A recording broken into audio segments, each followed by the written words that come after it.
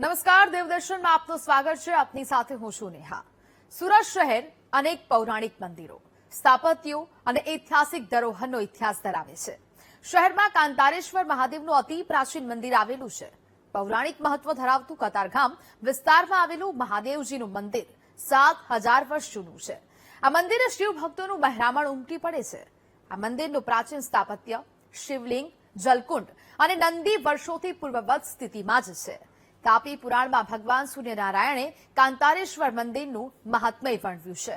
સુરતના સૌથી પ્રાચીન મહાદેવજીના આ મંદિરની સ્થાપના સતયુગ, ત્રેતા કે દ્વાપર યુગમાં થઈ હોવાની પણ લોકમાન્યતા છે.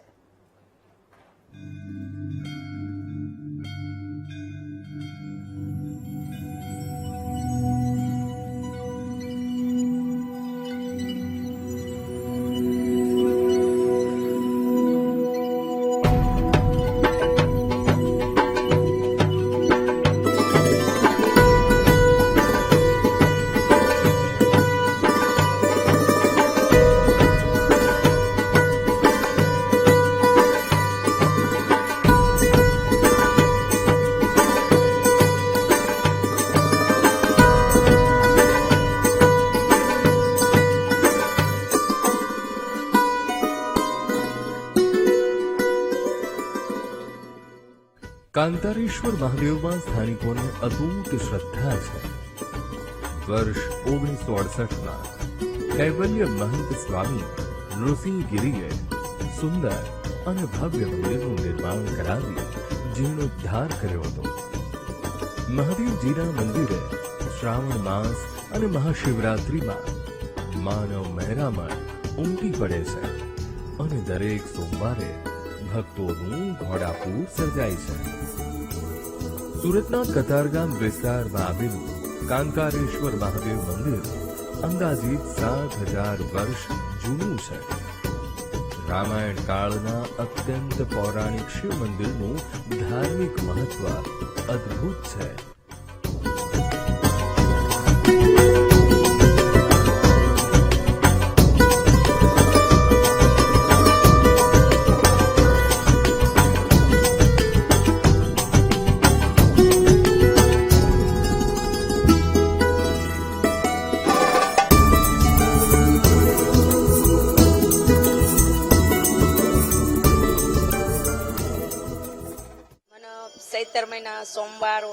ચૈત્ર મહિનાના સોમવાર હોય, આડેદી હોય તો બી હું ભોળાનાથના મંદિરે દર સોમવારે યા તો આડેદી ભોળાનાથને પગે લાગવા આવું છું.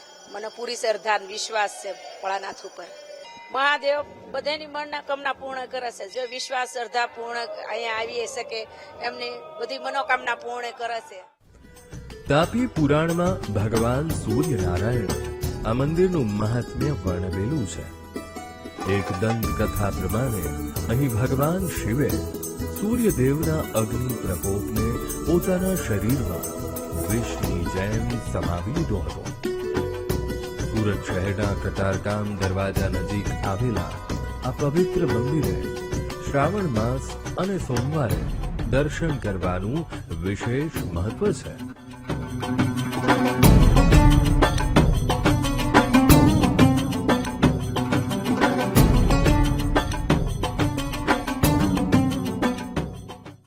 કાંતારેશ્વર જે મહાદેવ છે એ સ્વયંભૂ મહાદેવ છે અને જ્યારે પણ અમે લોકો અહીંયા આવીએ છીએ ત્યારે દરેક અમારી મનોકામના પણ પૂરી થાય છે.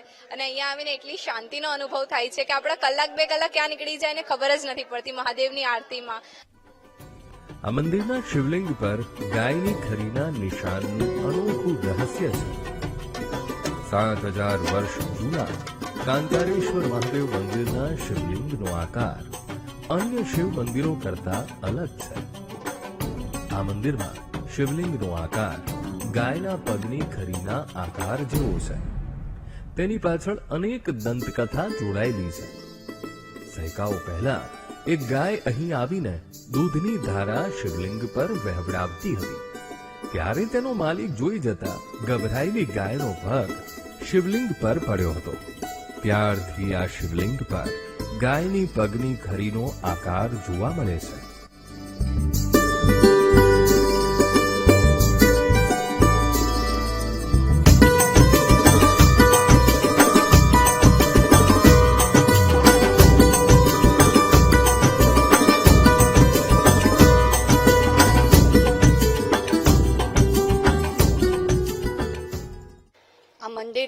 તો બહુ બધી છે. વર્ષોથી જૂનું મંદિર છે. આ મંદિરમાં આવવાથી હું દરરોજ સવારે આવું છું. આ મંદિરમાં ખાલી દર્શન કરવા માત્રથી મનને શાંતિ મળે છે. અહીંયા સવારે આવીએ તો ઘણા હરિભક્તો જોવા મળે છે. અત્યારે તો મંદિરમાં થોડા હરિભક્તો છે. બાકી દર દેવ દિવાળીએ, મહાશિવરાત્રી અહીંયા આવો તો મેળા જેવું જોવા મળે છે. અહીંયા નીચે જે કુંડ છે ત્યાં લાખોના પ્રકારમાં દીવાઓ પ્રગટાવેલા જોવા પણ મળે છે. આ મંદિરનું મહાત્મ્ય પણ બહુ છે. પ્રાચીન સૂર્યપુર અને આજની સુરત નગરી જળ પ્રલયમાં સંપૂર્ણપણે ડૂબી જતા પેટાળમાં સમાઈ ગઈ હતી. તાપી નદીનું વહેણ બદલાતા તે પોતાના માર્ગથી પંટાઈને વહેવા લાગી. નદીના માર્ગમાં કાંટાવાળી જાળીઓ ઉગી નીકળી હતી. ભગવાન કપિલ મુનિએ કાંતારની જાળીમાં આશ્રમ બનાવ્યો હતો અને તેઓએ સૂર્યની આરાધના કરી હતી. તેનાથી ભગવાન સૂર્યનારાયણ પ્રસન્ન થયા હતા. તાપી પુરાણમાં એવો ઉલ્લેખ છે કે સૂર્યદેવે કપિલા ગાયનું દાન માંગ્યું હતું. ગાયનું દાન મળતા સૂર્યદેવે વરદાન રૂપે પોતાના તેજ રૂપે શિવલિંગ અહીં પ્રસ્થાવ્યું હતું, જે શિવલિંગ આજે કાંતારેશ્વર મહાદેવ તરીકે ઓળખાય છે.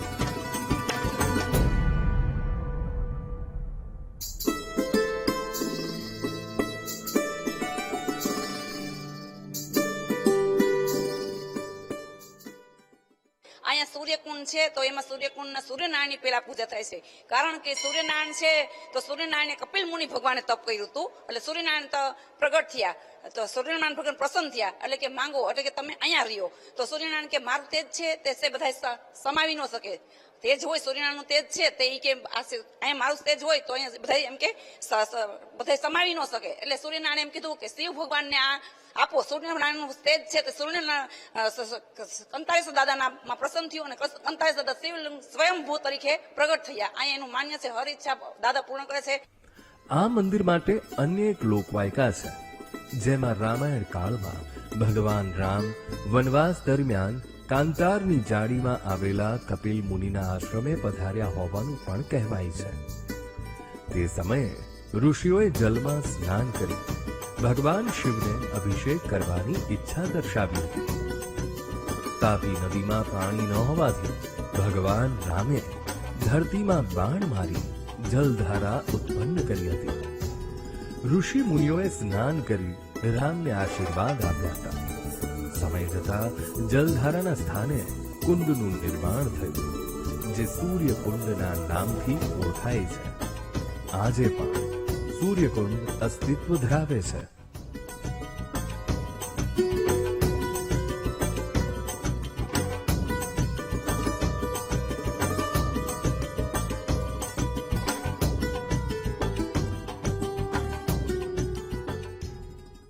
જેવી રીતે 12 જ્યોતિર્લિંગ પ્રગટ થયેલા એવી રીતે આપણે આ સુરતની અંદર કંતારેશ્વર મહાદેવનું પ્રાગટ્ય કપિલ મુનિ વખતે થયેલું છે અને આ સ્વયંભૂ મહાદેવ છે.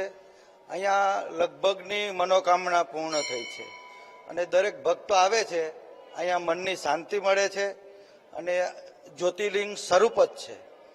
આ કંતારેશ્વરનું પ્રાગટ્ય જે તે સમયે થયેલું તે પછી પહેલા આપણે તાપી છે એ આપણા મંદિરની બાજુમાંથી નીકળતી હતી, પછી સમય જતા જતા થોડીક પહેલી બાજુ જતી રહી અને કંતારેશ્વર મહાદેવના પ્રાગટ્યની અંદર લગભગ ભક્તો જે આવે છે, સમજી લો કે કોઈ બી માણસ આવ્યો હોય, ભગવાન ભોળાનાથ એની ઈચ્છાઓ પૂરી કરે છે. અને આ મંદિર એટલું જૂનું છે, કપિલ મુનિ વખતનું જૂનું છે. જે કપિલ મુનિને પ્રગટ થયું, બાજુમાં કુંડ છે એ સૂર્યકુંડ કહેવાય છે. સુરત શહેરનું નામ સુરજપુર હતું, તે સમયથી આ પ્રાગટ્ય છે. સુરતમાં અનેક શિવાલયોમાં સૌથી પ્રાચીન કતાર ગામમાં કાંતારેશ્વર મહાદેવ મંદિર છે. આ મંદિરની આજુબાજુ અનેક નાની મોટી ભગવાનની દેરી આવેલી છે. ઐતિહાસિક અને પુરાણા કાંતારેશ્વર મહાદેવ મંદિરના આંગણામાં કુંડ આવેલો છે. કુંડની ફરતે ચારે બાજુ સંતો, ભક્તો તથા વિષ્ણુ ભગવાનના અવતારોની પ્રતિમાની સ્થાપના કરવામાં આવી છે. 7000 વર્ષ જૂના આ મંદિરનો જીર્ણોદ્ધાર 1968માં કૈવલ્ય મહંત સ્વામી ઋષિગીરીએ કર્યો અને પછી આ મંદિરની આસપાસના વિસ્તારનો જે વિકાસ થયો હતો તેને કંતારેશ્વર મંદિરના નામ પરથી કતાર ગામ નામ પડ્યું હોવાની લોકવાયકા છે.